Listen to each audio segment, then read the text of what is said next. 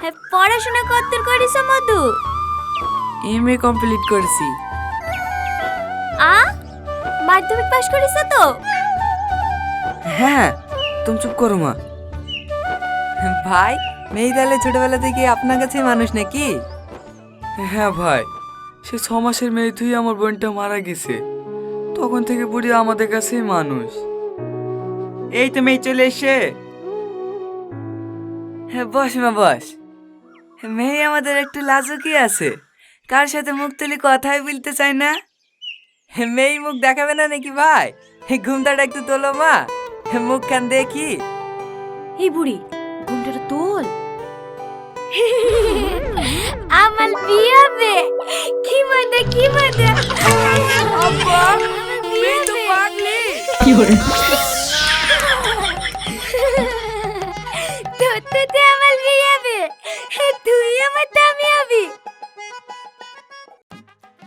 তাহলে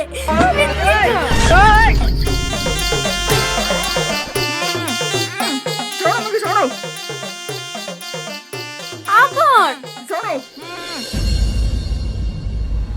সালমা, হে মিথ্যে খাওয়াতি, তোলা মিথ্যে খাবি নি, দালা খাই দিতি। কি বগল বলে পড়েছি রে। আরে রে ভাই, দাঁড়ান দাঁড়ান, কথাটা তো শোনেন। এইভাবে কোটা বিভাগি বলতেনি, তুই কি বি করবি নি? না, আমি তো তোমাদেরকে আগেই বলে দিয়েছি বিয়ে করবো না, তাও তোমরা রোজ রোজ ছেলে দেখে দিলে আসলে আমি কি করব? তাই বলে তো সারা জীবন নাই পড়ে থাকবে নাকি? আর কতদিন মামার ঘরে বসে খাবি বলদিনি? বৌমা, এইভাবে আর কটা বিয়ে ভাঙবি বলদিনি? মেয়ে হয়ে জন্মেছি, বিয়ে সংসার তো একদিন একদিন করতেই হবে। তোর মামা মামিরও বয়স হয়ে গেছে, আমি তো আজ এসে কাল নাই, মরার আগে লাজ্জামের মুখখান দেখতে দেবেনি। নানি, তোর মামা মামিও তোর কথা ভেবে ছেলে পিলি লাইননি, ওদেরও তো একটা দায়িত্ব আছে। আর তাছাড়া পাড়ার লোকের কথা শুনেও বাঁচা যাচ্ছে না, লোকে তোর মামাকে ধরে ধরে বলে ভাগ্নিকে আর কতদিন ঘরে পুষবা? কাকে কি বুঝায়? ওই বুদ্ধিটুক থাকলে কি আর এরকম কাজ করে? কত ভালো ভালো ছেলের সম্বন্ধ আসছে, মেম সাহেব নাকি বিয়ে করবে না, জিদ হয়েছে জিদ। ছেলে দেখলে নাকি ঘৃণা লাগে, ওর মা যেমন বিষ খেয়ে মরেছে। সাথী, কি আবদল বলছো? হ্যাঁ, আমি তো অবল তবলি বকি, দেখবো ওর জালে আমাদেরকে বিষ খেয়ে মরতে হবে। আমি আর পারছি নি, তোমাদের কাউকে বিষ খেতে হবে না, আমিই খাবো। সালমা, সালমা, সালমা।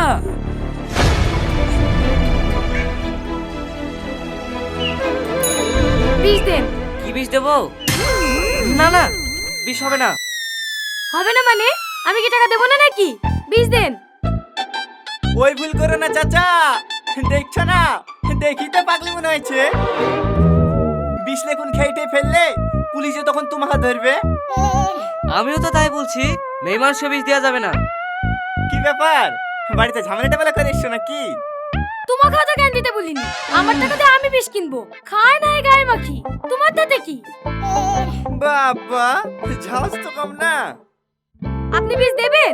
না না, আমার কি মাথা খারাপ হয়ে গেছে নাকি যে তোমাকে বিষ দেবো? আজকালকার মেয়েরাও না বয়ফ্রেন্ডের সাথে মনে হয় কাজে টাজে হয়েছে, আর অমনি বিষ খেতে তোর মেরেছে। আরে না চাচা, আমার হিসাবটা করো। আরে আরে আরে আরে, কি হলো কি? তোর বাড়ি কোথায়? এই তো পাশের গ্রামে। নাম কি? টনি। কি কাজ করো? আপনাকে এত কিছু বলতে যাবো কেন? তোমার জন্য একটা কাজ আছে, করবা?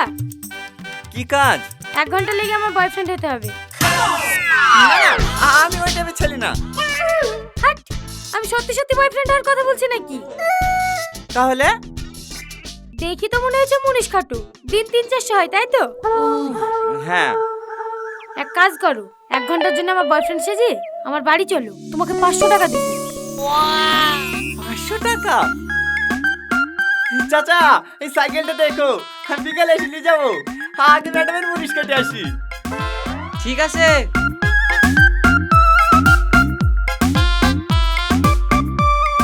লিগি আবার মাইটুর খাবে না তো? আরে না না,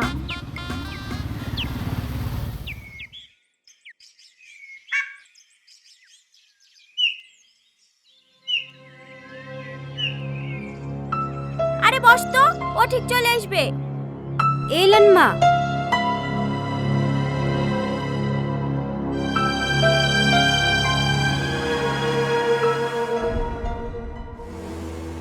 নানি, এত বেলা অব্দি কমনে ছিলি বলতিনি? সে কখন থেকে আমরা চিন্তায় বসে আছি। এই বুড়ি, এই ছেলেটা কে? এটা আমার বয়ফ্রেন্ড নানি। কি বয়ফ্রেন্ড নাকি? হ্যাঁ মামি, আমরা দুজন দুজনকে ভালোবাসি। ছি ছি ছি ছি ছি ছি, এই দিন দেখার লেগে তোকে আমরা মানুষ করেছি নু, তার লেগে তুই প্রত্যেকবার নাটক করে বিয়ে ভেঙে দিস না। হ্যাঁ। এই ছেলে, তোমার নাম কি? টনি। তোমরা একে অপরকে কতদিন থেকে চেনো? কি? কি হলো বলো? 3 দিন। 3 মাস, 3 বছর, 3 বছর। দেখিছো দেখিছো, তোমার ভাগ্নে 3 বছর ধরে পীড়িত করে, আর বিয়ের কথা বললেই বলে কিনা আমার ছেলেদেরকে সহ্য হয় না। ও ছাড়ো বৌমা, যা হয়েছে হয়েছে। হ্যাঁ যাক, হ্যাঁ লাতি যাওয়ার টুক তো আমাদের বেশ সুন্দর। কি করো তুমি? মাঠে সারের দোকান আছে মামা, মাঠে ধরে বড় সারের দোকান। ও, তাহলে তুমি এই ছেলেটাকে বিয়ে করতে চাও নাকি? হ্যাঁ মামা। তাহলে কাল কি বলেন না নাকি বিপরীতে?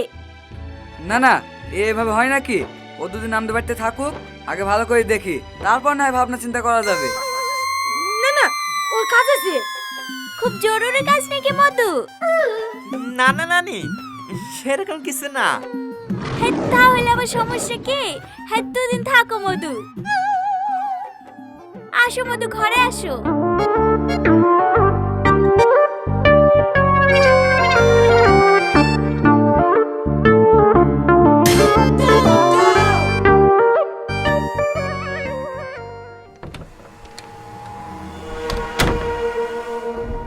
তোমাকে আমি থাকতে বলেছি না, তাহলে থাকলে কিসের লাগি? গুরুজন ব্যক্তি, অত করে বললে না করা যায়। দেখো, তোমার সাথে যতটুকু কথা হয়েছে ততটুকু করবা, বেশি বেশি করতে যাবা না। ভয় দেখাচ্ছেন নাকি? বলে দেবে নাকি বাড়িতে? না না, থাক। পাগলি একটা।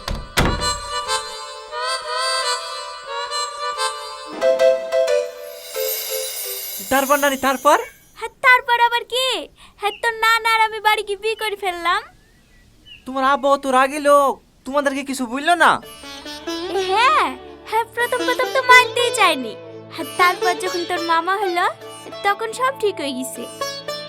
ও আচ্ছা নানি, সালমার আব্বু মার কি হয়েছিল? সালমার মা একটা ছেলেকে খুব ভালোবাসতো, আমরা কোনো আপত্তি করিনি, ওর পছন্দ ছেলের সাথে বিয়ে দিয়েছিলাম। বিয়ের পর মেয়েটুকু আমার খুব সুখেই ছিল। তারপর যখন সালমা পেটে আসে ঠিক সেই সময় জামাই বিদেশে যায়। তারপর থেকে আমাদের সাথে আর কোনো যোগাযোগ রাখেনি। আমরাও অনেক খোঁজাখুঁজি করেছি কিন্তু পাইনি। তারপর আমরা এদিক ওদিক থেকে খবর পেলাম সালমার বাপ নাকি শহরে গিয়ে আরেকটা বিয়ে করেছে। এই কথাটা শুনে মেয়ে আমার বিশাল ভেঙে পড়ে। তারপর একদিন দেখি মেয়ে আমার বেশ খেয়ে বিছানায় পড়ে আছে।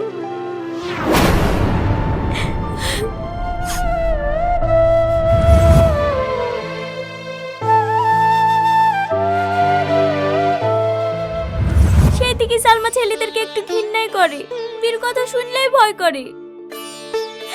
মধু, আমার নাতনিটাকে একটু দেখো, হবে আমরা ছাড়া আর কেউ নাই। কত দাও মধু, কত দাও, আমার নাতনিটাকে তুমি কোনোদিন ছেড়ে যাবে না। কথা দিলাম নানি, আমি সালমাকে কখনো ছেড়ে যাব না। শাড়িটাতে কিন্তু তোমাকে বেশ ভালোই মানাইছে। ভালো তো হবে, কে পছন্দ করে এনেছে দেখতে হবে না? আমার জামাই। ও মা, জামাইয়ের পাত খালি কেন? না না মামি, আর খেতে পারবো না। তাই বললে হয়, আর একটু খাও। যাই বলেন মামি, আপনার হাতের রান্না কিন্তু অসাধারণ। মাংসটা যা হয়েছে না, তুমি একটু খেয়ে দেখো সালমা। তো উপরে একটু মজা ছিল। আরে খেয়েই দেখো না। টনি, হ্যাঁ মামা। কাল সকাল সকাল আমার সাথে একটু বাজারে যাইও। কেন মামা? ভাবছি কাল কি তোমাদের আশীর্বাদটা সেরে ফেলবো, তাই কিছু বাজার করতে হবে। আশীর্বাদ? হ্যাঁ, তোর কিছু কেনাকাটা করার থাকলে তোর মামির সাথে কি করলিস?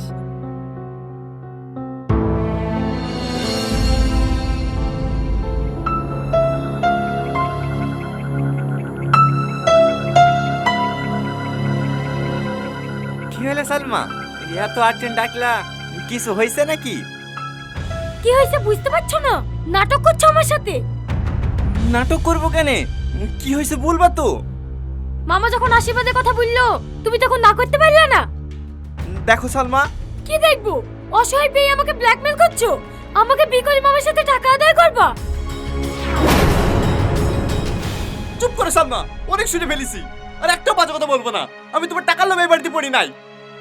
এই বাড়ির লোকের ভালোবাসা দেখি, তোমাকে দেখি, আমি অনেক মায়া জড়িয়ে গেছি। আমি হয়তো টাকার লোভে এই বাড়িতে এসেছিলাম ঠিকই, কিন্তু বিশ্বাস করো সালমা, এখন আমি তোমাকে অনেক ভালোবেসে ফেলেছি। চুপ কর। ভালোবাসা এসব নাটক আমার সামনে করতে আসবি না। আমি তোকে ঘৃণা করি, ঘৃণা। তোর যদি একটু লজ্জা থেকে থাকে তাহলে কাল সকাল হওয়ার আগেই এই বাড়ি ছেড়ে চলে যাবি। সালমা প্লিজ, আমি তোমার কাছে হাত জোড় করে বলছি, তুমি আমার কাছ থেকে দূরে সরে যাও।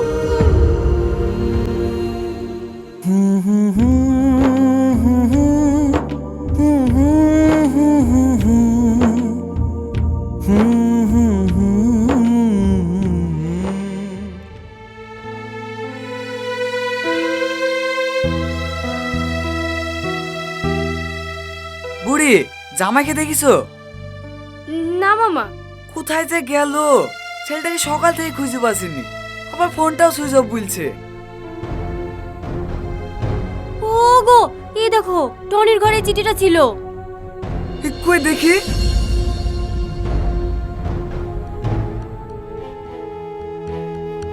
আপনাদের সাথে কয়েকটা দিন কাটে আমার খুব ভালোই লাগলো, কিন্তু তার মানে এই না যে আমি আপনার ভাগ্নিকে বিয়ে করে ফেলবো।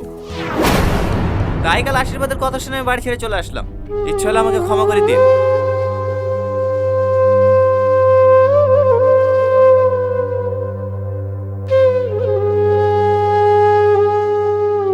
বোন, আমি তোর মেয়েকে সুখে রাখতে পারলো না রে বোন, তুই সুখে রাখতে পারলো না। তোর মতো তোর মেয়ের কপালটা পুড়লো রে বোন, আমি পারলো না ওকে সুখে রাখতে।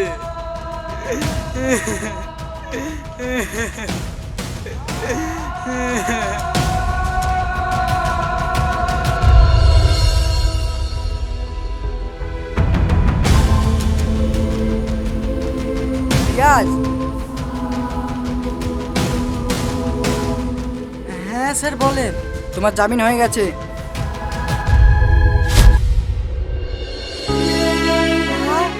আপনি সত্যি বলছেন? আমার জামিন হয়ে গেছে?